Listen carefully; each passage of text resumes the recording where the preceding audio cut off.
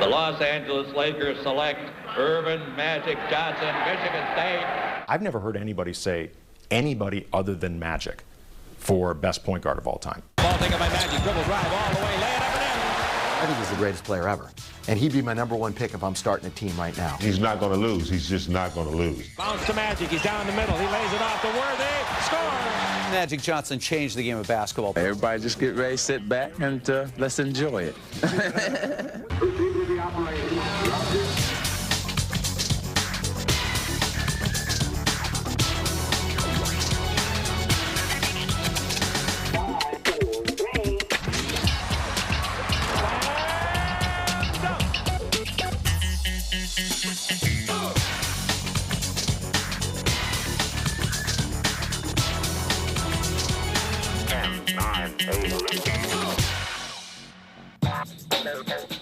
When he left Michigan State in 1979, Earvin Magic Johnson had already won an NCAA championship and established the beginnings of one of the greatest rivalries in sport.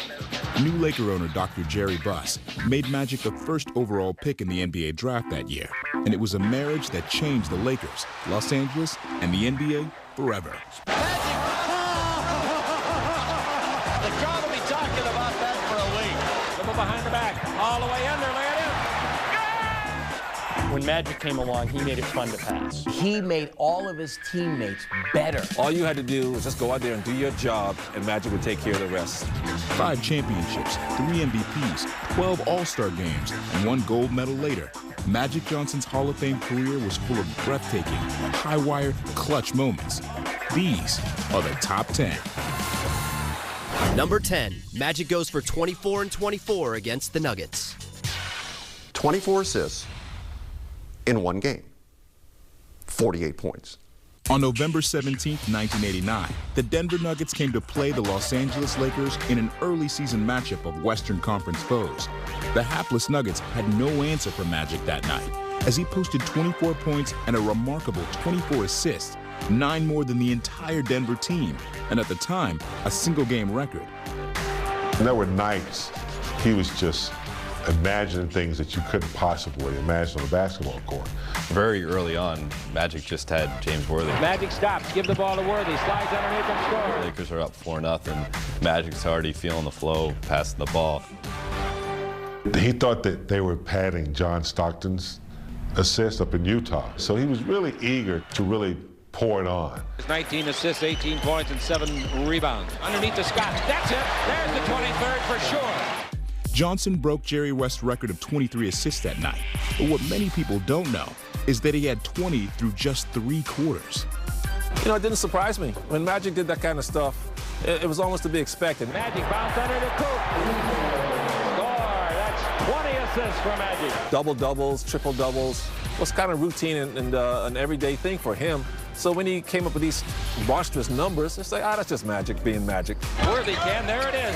24, he got it. Magic's got 24 assists. His game was to make everyone better. Everyone. 24 assists in 1 game. He made his whole team better. Magic Johnson's the best assist guy in the history of the NBA. Period. And tonight, Magic gets 24 to break and establish a new Laker record. Number 9, Magic becomes the all-time career assists leader. In 1991, the NBA assist record had been held by Oscar Robertson for an impressive 17 years. But with Magic Johnson still playing at an elite level, the record couldn't stand for long. On April 15th that year, a pass to Terry Teagle would place the iconic Laker in sole possession of the assist record, eliciting an 11-minute stoppage to recognize the historic moment. The guy who set the standard for handling the ball was the Big O, Oscar Robertson. He was very fundamentally sound. He made few bad passes. Magic, very flashy. You never knew what was going to happen next. You couldn't take your eyes off it. He'd look left, fire the ball right. Bounce to Magic. He's down the middle. He lays it off to Worthy. Score! It was a staple moment for Magic because that's what he really enjoys doing is passing. The ball into Teagle. There it is. He got it. 9 assists. What a shot. What a pass. What a assists, all-time leader, Magic Johnson. Anytime you pass a great player like the Big O, you have to be ecstatic. It was a special moment. Anytime you have an icon like Magic or Kareem set a record like that and they pause to recognize their achievement, that makes it extra special. Irvin, there has only been a handful of superstars I've seen play, and you're one of them. To stop an NBA game for 11 minutes, the Pope and the President will have to be there at the same time, or Magic Johnson doing something spectacular. We're most fortunate to be here tonight to share this moment with you. It's one that we'll cherish forever. God bless you. We love you, man. The reason why it was such a grand ovation and an extended one is because people appreciate aspects of the game that they don't see people practicing in the backyard, or it's always shooting. He made his teammates better, and that's what he was all about. I'd like to thank all my former teammates, because without them putting the ball in the basket, there wouldn't be no record here. He had truly surpassed the guy who had written the book on handling the ball in the NBA. Thank you, fans, for coming out every night and supporting me. So thank you. Magic means everything to Los Angeles. Magic Johnson could run for mayor of the city of Los Angeles tomorrow and win. He's just linked to Los Angeles. I think he's, along with Vin Scully, I think he and Vin are the two greatest icons in Los Angeles. Not just so much what he did on the court, but what he's done off the court. Magic Johnson is as big as anybody in the history of SoCal sports. The Lakers have won it again. Amazing to think that somebody who is the greatest point guard in NBA history. Now to Magic Johnson. Magic dribbles on Julius, beats him, comes underneath, lays it up and in. Might not have that as his most important legacy. When you start looking at everything that Magic has done for the business community and what he's done creating jobs and developing businesses and doing all these things and becoming a truly global brand. What this guy means to the city of LA is absolutely amazing. He's been an LA institution for over 30 years, but even in his first year, in his first day on the job, Magic Johnson made his presence known. Number 8, Magic's first NBA game. The Los Angeles Lakers select Irvin Magic Johnson, Michigan State, 6'8", 200 pounds. In 1979, the Los Angeles Lakers selected Irvin Johnson with the first overall pick. The pick had been acquired from the New Orleans Jazz via trade and resulted from a coin flip with the Chicago Bulls. Furthermore, Johnson was a sophomore in college and had only been declared eligible based on the league's financial hardship rule.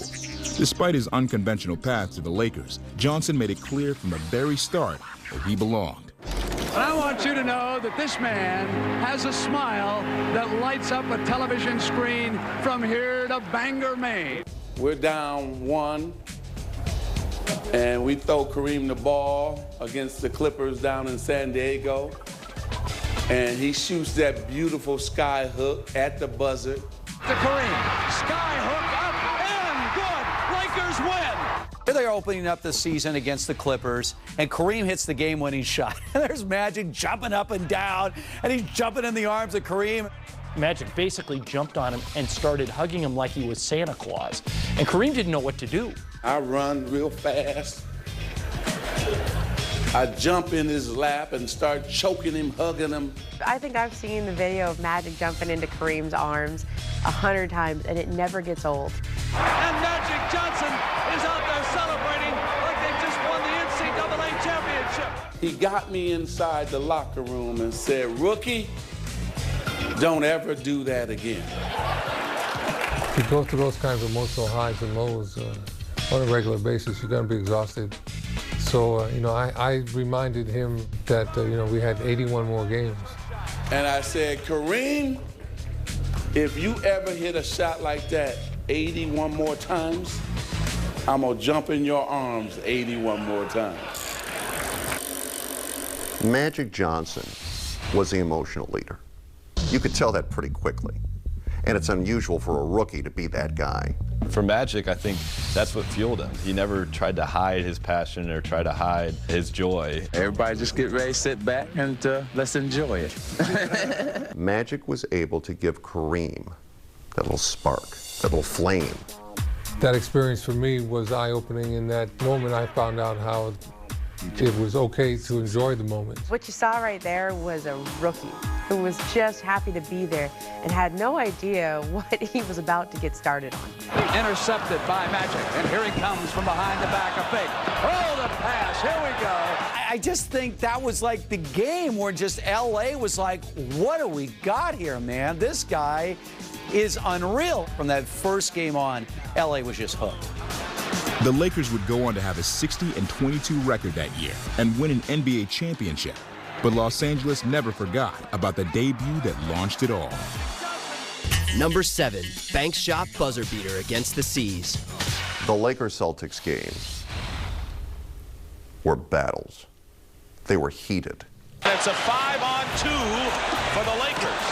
And Worthy is decked, and Worthy doesn't like it. They were the best at what they did back on the East, and we were the best at what we did back here on the West. So I always looked at those competitions when we played the Celtics as fun. Worthy saves it from Magic Johnson, and a brilliant play by James Worthy. We didn't look at it as pressure. It was just, this is going to be fun. We're playing against the best, and we got to beat the best so they know that we're the best. 4 on the shot clock. Kareem goes up and stuffs it through. They don't take the defeats very well in Boston, and certainly not defeats to the Lakers in the finals. So here he comes back for a regular season game. Fresh off winning the 1987 NBA championship against their rival Boston Celtics, the Lakers again found themselves in a dogfight against the arch nemesis in December of the following season. Down by 1, with only 3 seconds on the clock, the Lakers ran an inbound play that would become an instant classic. They never wanted to see Magic outshine Larry Bird under any circumstances, and here he comes in their home in Old Boston Garden and does it again. 114 to 113. The Lakers definitely will get the ball out of bounds at midcourt. It was timeout side out of bounds play. Magic said, no, I got this one. Great ones like Magic, you don't give them a chance to beat you at the end because they'll find a way. There's Magic, got it. Magic fires. It's the Lakers win the game. The Lakers win the game. Off the glass, it goes in, and Boston is just stunned and silent. And listen to this crowd now as the Lakers hand them their first back-to-back losses at the Garden since 1985. Usually I'm a pretty stoic, sort of a calm kind of guy in reaction, but all of a sudden the little boy in me came out, and I started hopping around and jumping around. Magic Johnson flying to his left, leaped and threw a right-hander that banked in at the buzzer. He shoots it off the wrong foot. So ironic, you know, he's a right-hander, and right-handers, they're going to jump off of one foot. They usually jump off their left. Well, Magic comes in, he shoots it right-handed, but he jumps off the right foot, banks it in. It was as if the sky opened and the good Lord was wearing Laker colors. And it was almost like he was saying, you know what? I can be Magic, I can be Kareem, I can be the whole Laker team. Anytime you beat the Celtics, it's sweet. But you beat them in Boston on a Magic fall-away bank shot, and then all the Lakers run off that annoying parquet floor. That was another beautiful night. The Lakers win the game! The Lakers win the game! As a Laker fan, and during the Showtime era, and against the Celtics on the parquet floor, so good. Ooh-wee. The countdown continues as the next moment becomes yet another career milestone for Magic Johnson. Number 6, Magic's first league MVP. By all accounts, Magic Johnson's numbers in the 86-87 NBA season looked a lot like most others, with 23.9 points, 6.3 rebounds, and 12.2 assists per game. It was just another case of Magic being Magic. Pass out in front, broken up by Magic, stolen by Magic for the slam dunk. However, that season was special as Johnson earned his first MVP award of his illustrious career. That was just a season where he had everything working for him individually and collectively. Magic out of the backcourt. The defenders are back. Magic's down the middle. Magic's all the way. Lay it up and in. Irvin was just a master of statistics. He had the ability to do whatever needed to be done in the game. If others were hot, he would just dish out the assists like those no tomorrow. If they were getting beat on the boards, he'd become the power forward rebounder. If they needed points, he could put them up as well as anybody. Magic dribble drive underneath. Left-hand layup is good. Nice play. Pat Riley asked him to really take on a little bit more responsibility. Kareem was still Kareem, but he was still slowing down a little bit, and, you know, I was emerging. He asked Magic to take on more scoring. Ball taken by Magic, dribble drive all the way, lay it up and in. And the 6'9" pass-first point guard got the message, averaging 4.4 points per game over his career averages and leading the Lakers to their 4th title in his career with the team. That, to me, was Magic's best year. If you're looking for the peak of his career as a Laker, 87 is it. He averaged 24 points a game.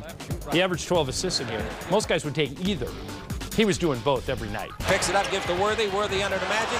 Magic has to reach back. Oh! Wrap around to Worthy. A score! That year, he kind of put it all together. He didn't have double figures in points, rebounds, and assists. It was an off night for him. Now the ball to Magic Johnson. Dribble drive. He's around his man. He bounces beautifully to Townsend for a slam dunk.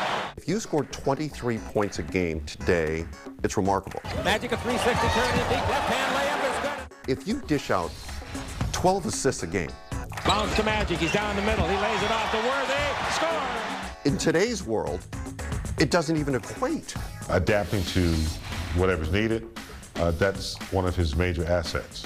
Magic down the middle. Left side to Scott. Giant step. Score! The rebound to Magic. Dribble behind the back. All the way under. Lay it in. When you talk about numbers like that, you probably say he's someone who never thought about his numbers. You know, he was a person that just did what the team needed for him to win. Number 5, returned to the NBA in 1996.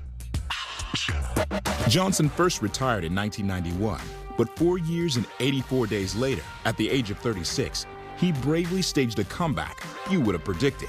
And while his glory days may have been behind him, he still led the Lakers to a 4 seed in the playoffs and proved once and for all he still had a lot of magic left. The crowd is big, 17,505. The enthusiasm is gigantic, and the main piece, Magic Johnson, is back. For people that never got to see him play in person, there was a buzz in the Forum that didn't exist. There was not a buzz in the building until he came back. I don't know how many minutes I'm gonna get, but whatever it is, 5, 10, 1, it'll be special. He's really eager to not only be the face, but also do what he loves. With Magic, you never worried about anything like chemistry or intangibles, because Magic was chemistry and he was intangibles. Here comes Magic. I told you, you got to get him in. He wasn't supposed to come in until the 5-minute mark, but Magic's coming in right now. Listen to this crowd. They speak for us. For him to take the floor at the Forum, like, wow. Here comes Magic. It was incredible when Magic came back looking like a guy who had just walked into the YMCA. He had put on a couple of extra pounds. He was wearing the knee pads, but he was still Magic, still making absolutely incredible plays. Magic drops one into the basket to Sabalos. What a beautiful backdoor play. Magic was bigger. He wasn't like the skinny guy who kind of ran like a gazelle. He was more like a power forward. It still wasn't quite the Magic that we remember, but, he was good. Magic grabbed it. Here he comes, 3-on-3. He's in the air. He feeds it over to Jones. Jones slam dunks coming in the right wing. And another standing ovation. They could sell the seats tonight while the people are standing. I think that was the first regular season game that I can honestly say I watched from beginning to the end just to see what Magic would do that night. Magic, a little left-hand hook, what we call a baby hook. I thought that was really courageous. For him to do that and signify to people that even if I am going to go, whenever I'm going to go, if that's 20 years from now or tomorrow, let's go out this way. And Magic Johnson has made a very successful return to the court. Throws his fist into the air, and all the guys, the Warriors, come over and congratulate him. I can't even begin to tell you how I feel. It's, one of the most exciting days of my life ever. I guess it just goes to show you never doubt Magic. I never, ever thought, you never thought I would be back here doing this again. I had so much fun. We've seen some amazing moments from Magic Johnson so far. Magic fires. It's the Lakers win the game. And there are still some of his greatest moments ahead. But here's one of the moments that didn't quite make the list. Here is the best of the rest. 1987, Magic's full court shot. He had the ability at any moment to change the course of the game. Usually guys don't even attempt the shot because it kind of goes against their shooting percentage from 3-point. So, but Magic, being Magic, just slung it and just right hand, boom. Kramer shot with an air ball, taken by Magic. He throws to the other end. It went in! It went in! It's Magic. We're used to him doing these heroic things, these extraordinary things. If he shoots a full court shot, it's Urban Magic Johnson. You just expect it to go in. One of the most incredible shots of all time. Anytime you had Magic Johnson throwing in a length of the court shot, which allowed Chick Hearn, the greatest Laker of them all, to go absolutely berserk, that's a moment. And now the countdown continues. Number 4, 92 All-Star Game MVP. On February 9th, 1992, just 3 short months after he had announced to the world that he was HIV positive and would be retiring from basketball, Magic Johnson found himself back on the court, playing in the NBA All-Star Game as voted in by the fans. Not only did he play that night, Magic took home the MVP award. There has been plenty of Magic here in Orlando. Magic Johnson, that is.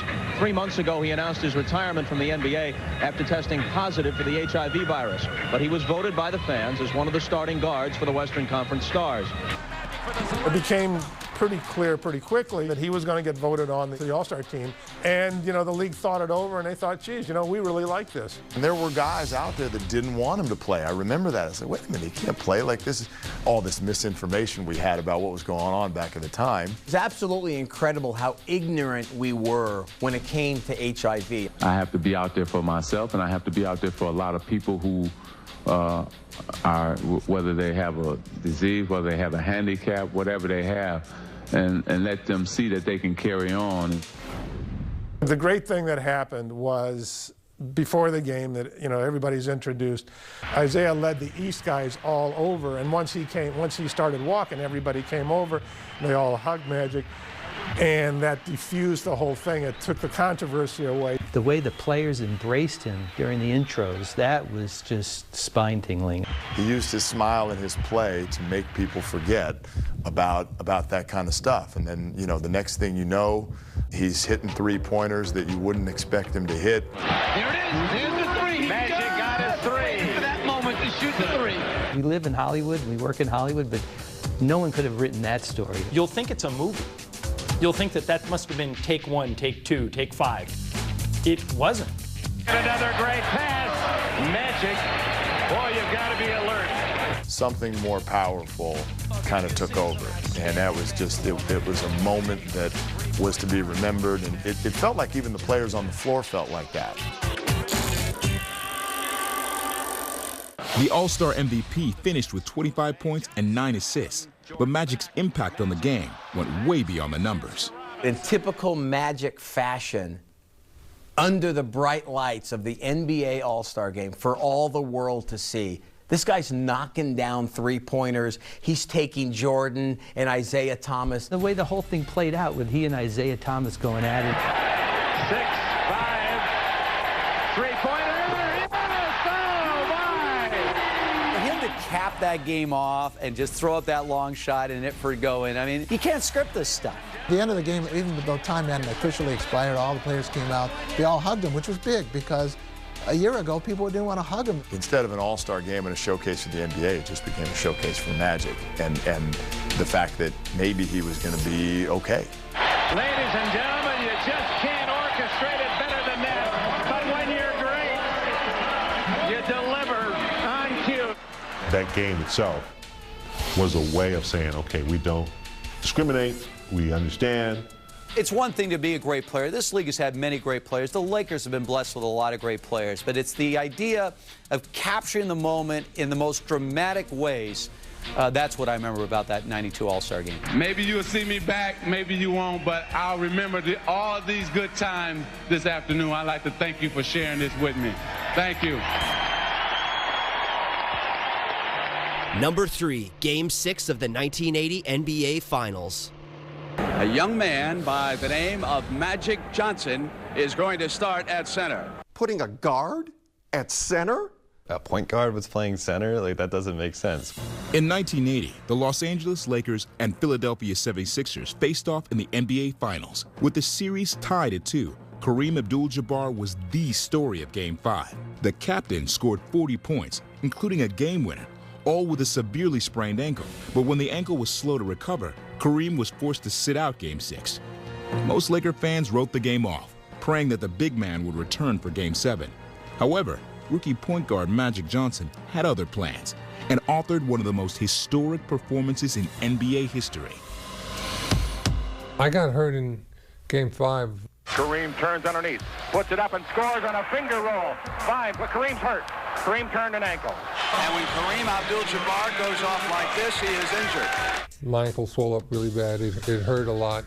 I didn't think that I could play on it. Now keep in mind, at this point, Kareem was the best player in the NBA. Most unstoppable force in the league. Kareem Abdul-Jabbar, honestly, is on his way to Finals MVP. Kareem was the dominant force. This is still Kareem in a season where he was the league MVP in 1980. And here he has to sit out Game 6. Everybody feels it's a mail-in game. Boy, they would be in more than serious trouble without him. I don't think they could beat this club. You're not beating the Sixers without Kareem. It's just, you know, it's not going to happen. Remember, the 76ers had Dr. J, Daryl Dawkins, huge players. So the Lakers are not going to win Game 6, but they'll come back for Game 7. Hopefully Kareem will be healed enough to play. Paul Westhead, who was the coach, says we're going to play Irving some at center. And we're thinking, come on. First of all, now he was a point guard. Now he's going to play center. Are you going to play center on offense in this game? Yeah, I will be changing from center to forward on certain plays. Depending what play we call, I will be playing some center and forward. I enjoy challenges, and it's a challenge tonight to see what I can do. He's a young kid. You know, he's straight out of Michigan State. He hasn't proven or made himself to be the legend that we all known him to be. We all get on the plane, and Kareem always sat in the bulkhead seat on the left, first seat on the left by the window. That was Kareem's seat, and he wasn't going. We get on the plane, and Irvin goes up and sits down in that seat. When he got on the plane, Magic goes, "Have no fear, EJ the DJ is here." And he sat in Kareem's seat, and we went to Philadelphia, and he had one of the greatest games that a rookie has ever had on his way to winning a championship. Magic didn't just have one of the greatest games a rookie ever had. He had one of the greatest games in finals history. EJ the DJ finished the game with 42 points, 15 rebounds, and 7 assists, earning Magic his first finals MVP. What made it special is nobody expected it. What stands out is just trying to keep track of where he was. He tipped off the ball at center. And Magic Johnson will come in and jump. There he is. You kind of get used to that and seeing how he's going to handle a guy like Dawkins, and now he's at point guard, and he's whipping those bullet passes. Magic, one has to work. So beautiful pass by the rookie. He stepped in.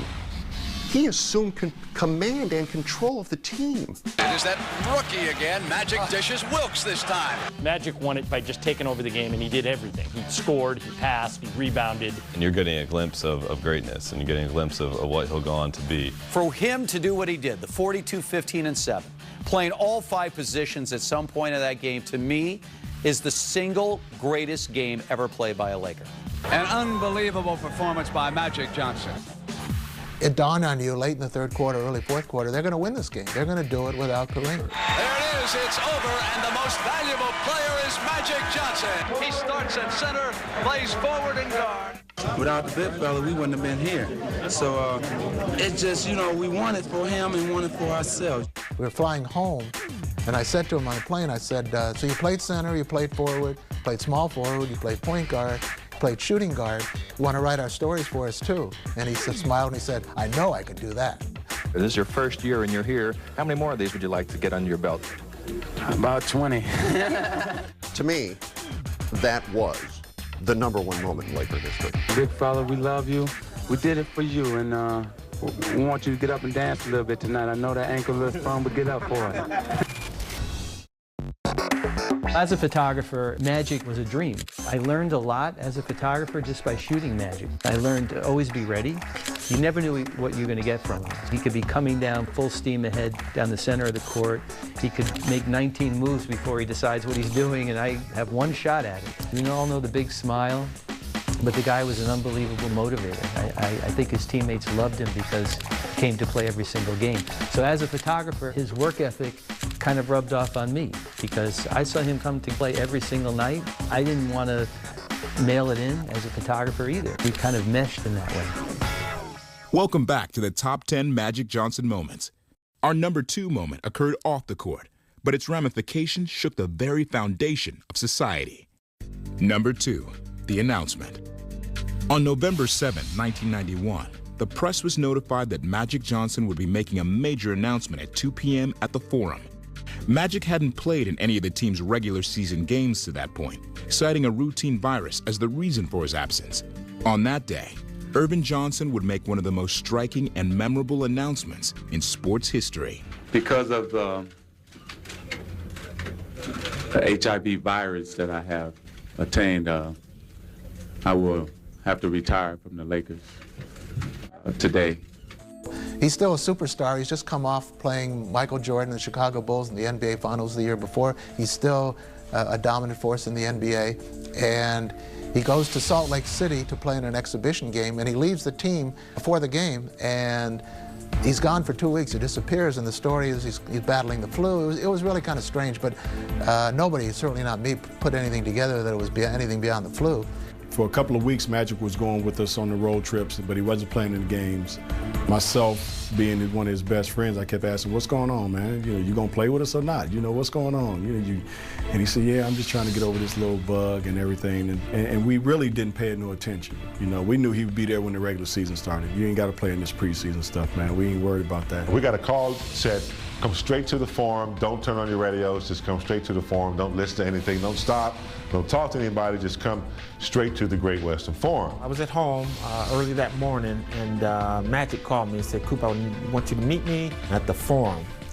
And I was like, "You all right?" He said, Yeah, we're just having a meeting and stuff. So I get there, get dressed, and I go.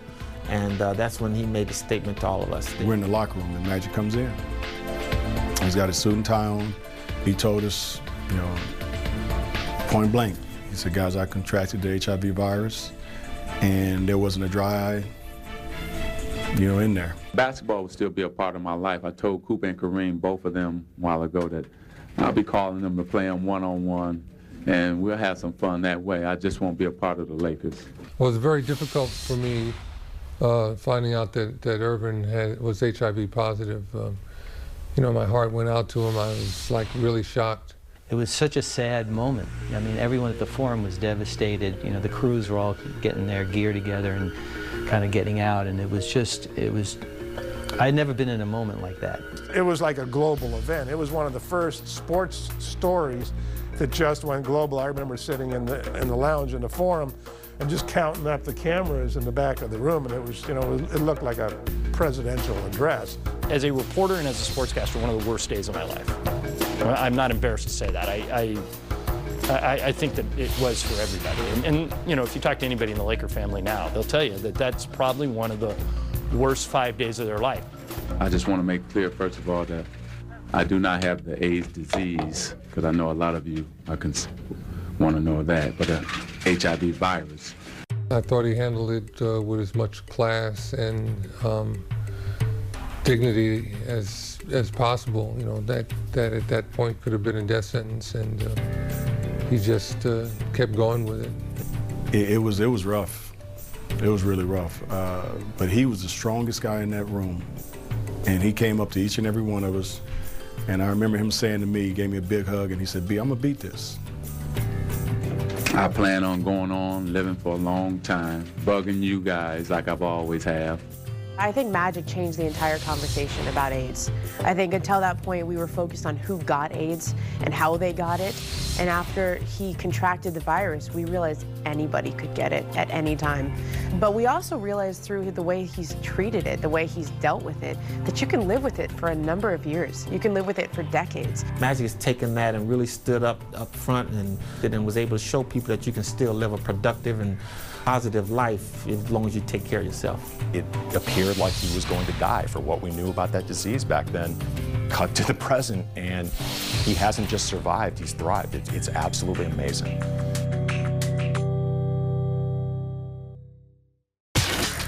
And now, the most memorable Magic Johnson moment of all time. Number 1, the '87 NBA Finals baby skyhook. Magic's just a great basketball player. He's the best I've ever seen, you know. Unbelievable. I don't know what to say. After splitting head-to-head championship matchups in the 1984 and 1985 seasons, the Lakers and Celtics seemed destined for another memorable collision in the 1987 NBA Finals. The rubber match would become a reality, and the Lakers took 2 out of the first 3 games of the series. Game 4 was a dogfight that would come down to one of the most timeless shots in NBA history. The thing you have to understand, at any moment, at any time, Earvin Johnson was Magic.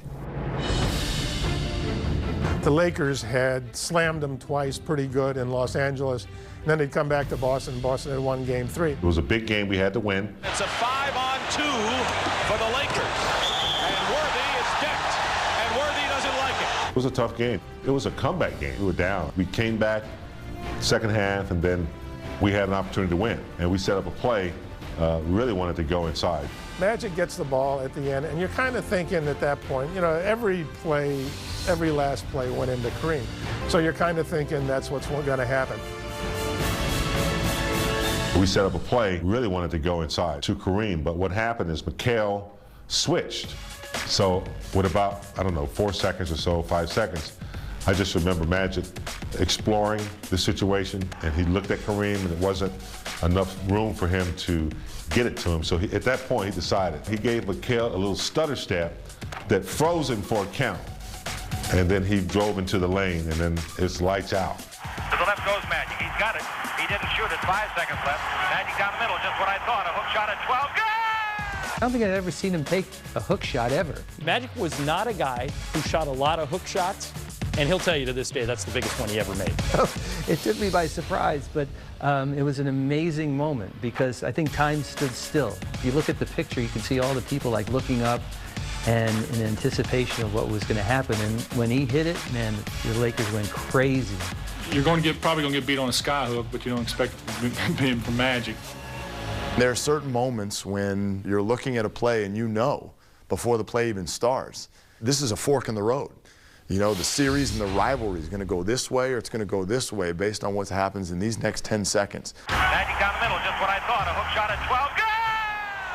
Good! I always just think of that good from Chick. Whenever I hear that good, I know exactly what the call is. Magic moving across the lane, getting to the free throw line, and then putting up the baby skyhook. So here's Magic getting the ball. He's coming through the lane, and everybody collapses on him. Of course, Magic's going to make the shot. But the greatest part about it is Kareem's like wide open. Kareem's wide open.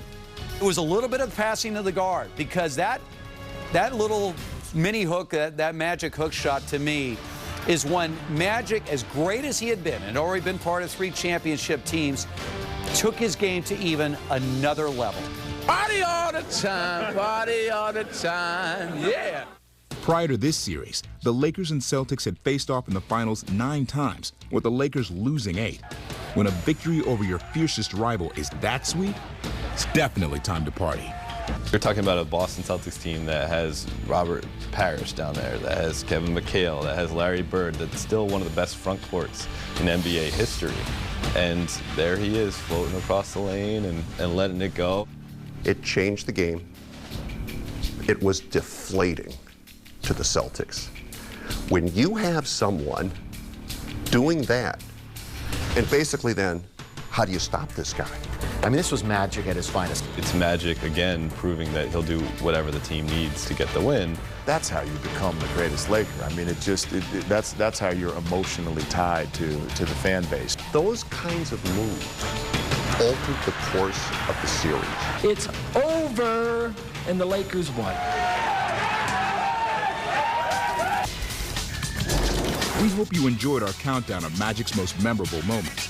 There is no doubt he is one of a kind. Showtime. Woo! How did he see him? Magic wants it more. Dribble behind the back. Oh, what a play! Slam dunk! He spans all generations. He transcends. It just felt like we were all part of the same big family, and we really were.